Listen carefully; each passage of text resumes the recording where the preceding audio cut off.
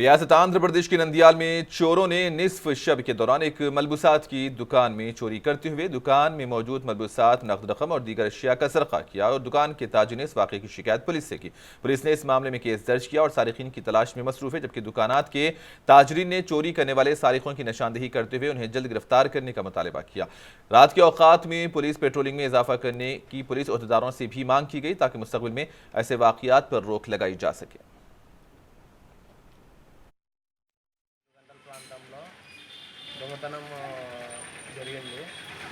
షట్టర్ని పగలగొట్టి లోపలికి ప్రవేశించి దొంగలు 30,000 రూపాయల నగదును మరియు ఒక 30,000 రూపాయల విలువ చేసిన బట్టలు దోచుకెళ్ళడం జరిగింది.